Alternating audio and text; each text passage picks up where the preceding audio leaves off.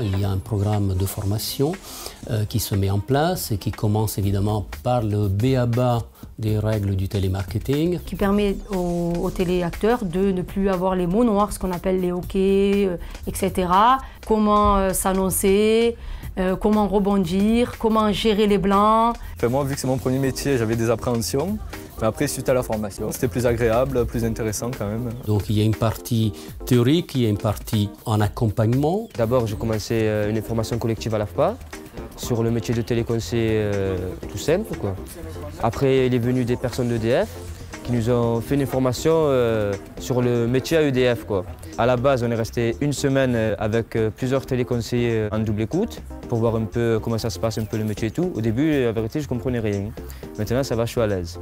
Pour avoir un téléconseiller d'un bon niveau, il faut compter entre 3 et 4 semaines de formation, mais qui ne seront pas d'affilée, quoi, parce qu'on varie entre le théorique et le pratique, l'accompagnement, le coaching. Il y aura toujours une formation sur la relation humaine et une formation produit.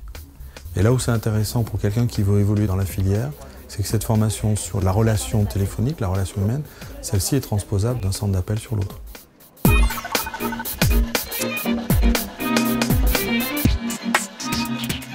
Le chemin le plus basique qui soit dans les métiers de la relation client, c'est de commencer soit en tant que téléconseiller ou téléprospecteur, ensuite passer le tremplin qui est soutien technique, c'est-à-dire entre téléconseiller et superviseur, on commence à être formé aux techniques de management qu'on n'a pas forcément en nous, et ensuite on passe au niveau superviseur. Et si on atteint justement le stade d'agent de maîtrise, on passe manager et on manage une opération, c'est-à-dire qu'un client, on nous confie et le prochain poste qu'il y a derrière, c'est chef de projet. Mon but, c'est d'évoluer. Après, donc, je sais que je dois passer par plusieurs étapes, hein, parce que pour évoluer ici, il faut connaître toutes les opérations. Après, il faut se faire démarquer, bien sûr, pas avoir d'absence, pas de retard déjà. Ensuite, ouais, j'aimerais être soutien technique. C'est moi qui m'occuperai des téléconseillers comme moi, donc afin de les aider dans le discours. Je m'en sens capable. Après, ça ne dépend pas que de moi. J'ai d'abord commencé des petits postes à mi-temps en tant que téléacteur, donc dans différentes autres structures.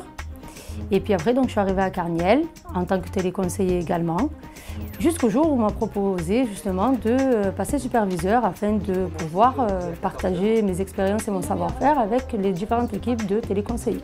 Pratiquement tous les chefs de centre sont des anciens téléconseillers ou anciens chefs de plateau. Donc il y a cette promotion interne est réelle.